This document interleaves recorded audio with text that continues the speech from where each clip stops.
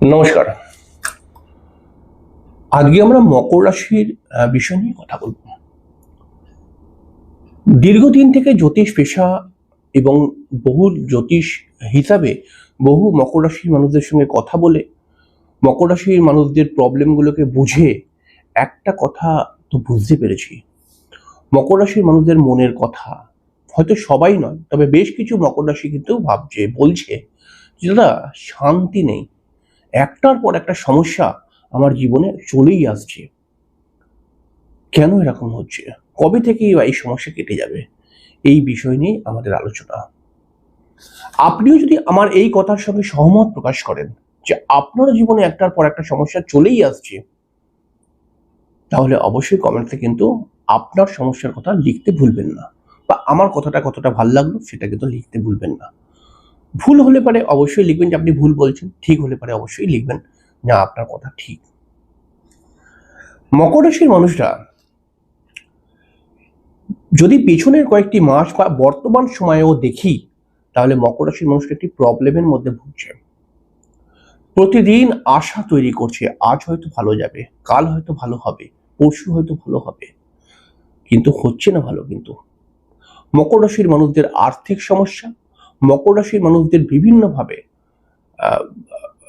বিবাহিত জীবনের সমস্যা, মকর রাশির মানুষদের এডুকেশনের মধ্যে প্রবলেম আসছে, মকর রাশির মানুষরা প্রচন্ড বেশি আর্থিক সমস্যার মধ্যে ভুগছে, অকারণে পয়সা খরচা হয়ে যাচ্ছে, এবং মকর রাশির মানুষরা কিন্তু কোনো কোনো সময় মাথা গরম করে দু একটা কথা বলে দিচ্ছে এবং সেখানেও সেই কথাকে নিয়ে প্রবলেমের মধ্যে পড়ে যাচ্ছে, বা মনোমালিন্য, কাছের মানুষের সঙ্গে মনোমালিন্য তৈরি হয়ে যাচ্ছে। মকর রাশির মানুষরা কিন্তু অত্যন্ত ভালো মানুষ হয়।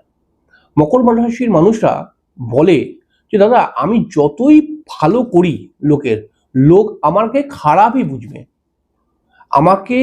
আমি যতই মানুষের উপকার করার চেষ্টা করি না কেন, কিন্তু লোক আমাকে সবসময় মনে করবে কি ওর ওর একটা ছিল বলে ও উপকারটা করেছে, এমনি এমনি কি করেছে। তো আসলে তো আমি এরকম নই। তো এটা মকর রাশির একটা প্রবলেম। এই প্রবলেম কেন আসে এগুলো তো আমি বিভিন্ন অনুষ্ঠান করে বলেছি, কিন্তু এই প্রবলেমের মধ্যে মকর রাশি এখন আরো বেশি জর্জরিত। অর্থাৎ মকর রাশি যাকে হেল্প করেছিল, মকর রাশি যাকে সাহায্য করেছিল, সেই মানুষটা এখন মকর রাশির যখন প্রবলেম চলছে তখন সেই মানুষটা আর মকর রাশির সঙ্গে সম্পর্ক রাখতে চায় না। অর্থাৎ মকর রাশির মানুষরা দুঃখে বলছে যে দাদা একটা সময় অমুক লোকের সমস্যা ছিল তখন আমি হেল্প করেছিলাম, কিন্তু আজকে আমি প্রচন্ড সমস্যার মধ্যে আছি, বিশাল আর্থিক সমস্যা চলছে আমার, কিন্তু পাশে কাউকে পাচ্ছি না।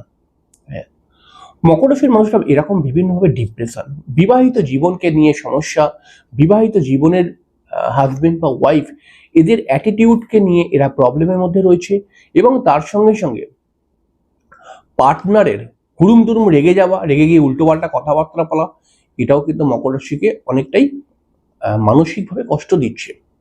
মকর রাশির মানুষরা বলছে এই সমস্যা কি চিরকাল থাকবে, এই সমস্যা কি পিছু ছাড়বে না। মকর রাশির মানুষরা বলছে যে দাদা সংসার তো করছি কিন্তু শান্তি নেই, একটার পর একটা সমস্যা চলে আসছে। এখন ধরুন আজকে বিবাহিত জীবনের সমস্যাগুলোকে ঠিক করলাম নিজেকে শান্ত রেখে, পরের দিন আবার দেখলাম কি যে মা বাবার দিক দিয়ে একটা সমস্যা চলে আসলো, বা সন্তানের দিক থেকে একটা সমস্যা চলে আসলো। আর্থিক কষ্টকে নিয়ে আজকে ভুগছি, আর্থিক কষ্টটাকে যা হোক করে ব্যালেন্স করার চেষ্টা করলাম, তারপরে দেখলাম আর একটা অন্য সমস্যা চলে আসলো। এই সমস্যা এসেই যাচ্ছে, এর পেছনের কারণ কি কারণে এরকম সমস্যা একটার পর একটা চলে আসছে, এটা নিয়েই আমরা আজকে আলোচনা করব। দেখুন, মকর রাশির অধিপতি শনি, শনি আমরা জানি মীন রাশির মধ্যে অবস্থান করছে।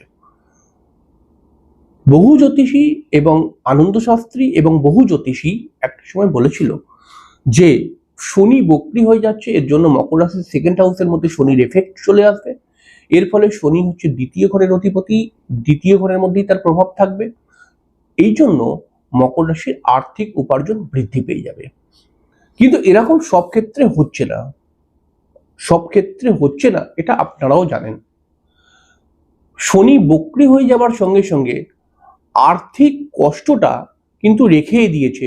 হয়তো সেই কষ্টটা কোনোভাবে ম্যানেজ হচ্ছে কারোর থেকে ধার করে, কোনোভাবে কারোর থেকে লোন নিয়ে, বা কোনোভাবে ম্যানেজ করছেন, কিন্তু ব্যাপারটা পুরোপুরি আপনারা মানসিকভাবে স্বতঃস্ফূর্ত নয়। মকর রাশির মানুষদের এই শনি বক্রি যাওয়ার ফলে কিন্তু আরো কিছু সমস্যার মধ্যে মকর রাশির মানুষটা পড়ছে, যেটা হচ্ছে কখনো মাথা গরম করে দু একটা উল্টোপাল্টা কথা বলে দিচ্ছে, কখনো হাজবেন্ড ওয়াইফের মধ্যে ঝগড়া তৈরি করে ফেলছে, কখনো শনি বক্রি হয়ে গিয়ে আপনার পার্টনারের শারীরিক সমস্যা তৈরি করছে কোনো কোনো সময়। মকর রাশির ক্ষেত্রে দেখা যাচ্ছে যে এদের অর্থ হুট করে বেরিয়ে যাচ্ছে বা চলে যাচ্ছে, অর্থ লস হয়ে যাচ্ছে। এই সমস্যাগুলো কিন্তু শনি বক্রি হয়ে দিচ্ছে বা দেবার চেষ্টা করবে শনি। কিন্তু হঠাৎ কোনো অর্থ আপনি কিন্তু খইয়ে দিতে পারেন, বুঝতে পারছেন? মানে হঠাৎ কোনো অর্থ চোট হয়ে যেতে পারে। হয়তো আপনাকে কেউ একটা প্ল্যানিং দিল যে তুমি আমাকে এইটা দাও, আমি তোমাকে ওইটা দেবো, মানে আপনি আমাকে এত টাকা দিন, আমি আপনাকে এই টাকাটা সুদে আসলে এত টাকা দেবো, আপনি হয়তো ভালো মনে দিলেন এবং সেই টাকাটা চোট হয়ে গেল। এরকম কিন্তু শনি করবে, যদি এখন অব্দি না করে থাকে করবে। তাহলে এটা বুঝতে হবে আপনাকে, আপনি এই ফাঁদে পা দেবেন না। কারণ সেকেন্ড হাউসের মধ্যে শনি রাহুর মতো গ্রহ এটা কিন্তু সাপির যোগ তৈরি করে রাখে সেকেন্ড হাউসের উপরে। এর ফলে মকর রাশির মানুষরা কিন্তু দেখতে পাবো আমরা এই মকর রাশির মানুষরা নানান কর্মের প্রবলেম, কর্ম পাচ্ছে না বা কর্ম ঠিক মতো হচ্ছে না, কর্মের জায়গায় বিভিন্ন সমস্যা। আপনি হয়তো বিজনেস করেন, বিজনেসের ক্ষেত্রেও ভালো রেজাল্ট আসছে না, এবং যারা টেয়ার খেলে তাদের তো আরো বেশি লস ক্রিয়েট করে ফেলবে এই শনি। এরপরে মকর রাশির আর একটা সমস্যা তৈরি করছে বৃহস্পতি। আমরা জানি যে মকর রাশির সপ্তম স্থানে বৃহস্পতি এসছে। রাশির সপ্তমে বৃহস্পতি অত্যন্ত পজিটিভ, এবং রাশির মানুষদেরকে, যেই রাশির সপ্তম স্থানে বৃহস্পতি আসবে সেই রাশির মানুষরা আর্থিক উন্নতি এবং মানসিক শান্তি এবং মনের ইচ্ছা পূরণের দিকে এগিয়ে যাবে। কিন্তু বৃহস্পতি দুটো হিসাবে ফল দেয়। একটা হলো কি সপ্তম ঘরের মধ্যে বৃহস্পতি এসে গেছে, আর একটা হলো কি মকর রাশির ক্ষেত্রে দ্বাদশপতি এবং তৃতীয়পতি বৃহস্পতি। এই বৃহস্পতি অনেকটা মারকত্বের দোষের মতো কাজ করে। এই গ্রহটি যখন সপ্তম স্থানে এসছে তখন কিন্তু কিছু কিছু মকর রাশির মানুষরা কিছু সমস্যার মধ্যে পড়ে। মারকত্ব দোষ মানে কি ওই লরি চাপা দিয়ে মেরে চলে গেল এরকম নয়। মারকত্ব দোষ মানে হচ্ছে এমন এমন কিছু ঘটনা ঘটবে যেটার মধ্যে আপনি কিন্তু কষ্ট পাবেন। হ্যাঁ, সেই ঘটনা কোথা থেকে ঘটবে? আপনার সন্তানকে নিয়ে টেনশন বাড়তে পারে, বা সন্তানের কোনো শারীরিক সমস্যা আপনি মনক্ষুণ্ণ বা মনে দুঃখ পেতে পারেন। হঠাৎ কোনো আর্থিক লস, যেই অর্থ মানে ধরুন এমন সিচুয়েশন হয়ে গেল, একটা সময় আপনার থেকে যদি কারোর প্রয়োজন হয়তো অর্থ চাইতো, কিন্তু আজকে একটা এমন সমস্যা চলে আসলো আপনাকে অর্থের জন্য লোকের কাছে হাত পাততে হচ্ছে। এটা অনেক বড় দুঃখের একটা কথা, এটাও কিন্তু চলে আসতে পারে। এবং আপনার পার্টনার অনবরত আপনাকে ভুল বুঝছে, আপনার পার্টনার আপনাকে বুঝতেই চাইছে না, উল্টো পাল্টা কথাবার্তা বলে যাচ্ছে, যার ফলে আপনি বারবার মানসিক ডিপ্রেশনের মধ্যে আসছেন। এই সমস্যাগুলো কিন্তু তৈরি করছে। মকর রাশির অষ্টম স্থানের মধ্যে কেতু বসে রয়েছে দীর্ঘদিন থেকে।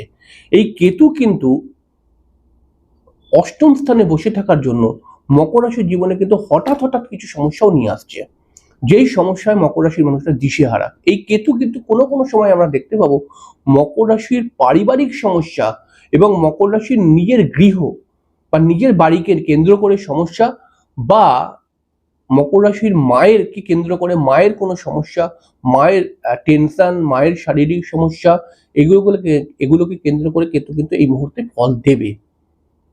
তাহলে এই কারণে কিন্তু মকর রাশির একটার পর একটা সমস্যা আসছে।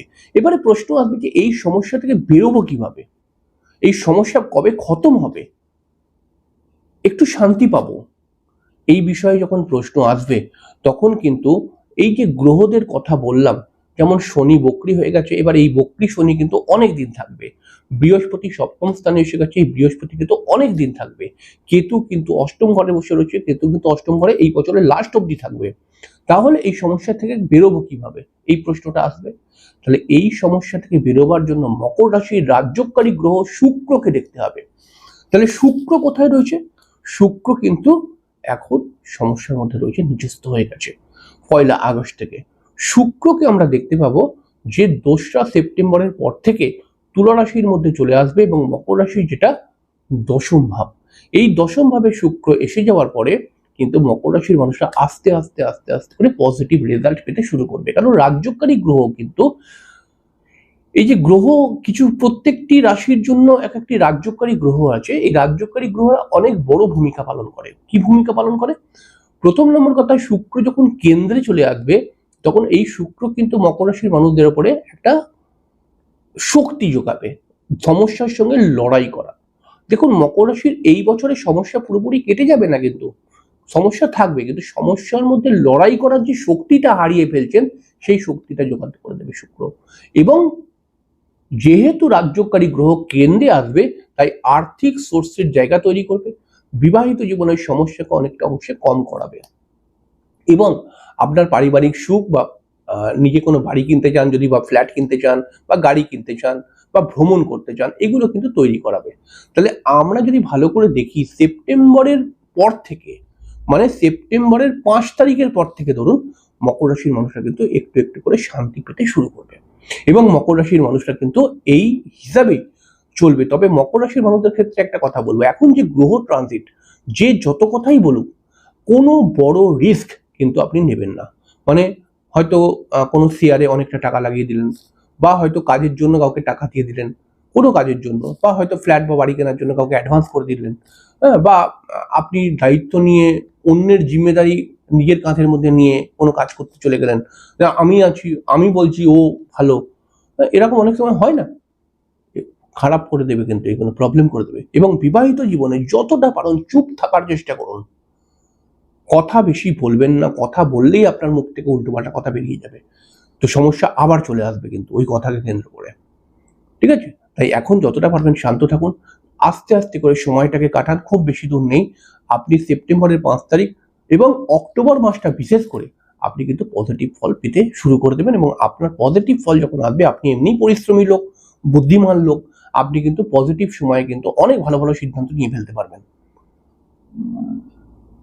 তাহলে আমি আজকে বোঝাবার চেষ্টা করলাম যে কেন আপনি শান্তি পাচ্ছেন না, একটার পর একটা সমস্যা চলেই আসছে। আপনি যদি সহমত হন আমার কথাগুলোর সাথে, অবশ্যই কমেন্ট বক্সের মধ্যে কিন্তু লিখে জানাবেন। যাই হোক, পরের দিন একটা অনুষ্ঠান নিয়ে চলে আসবো।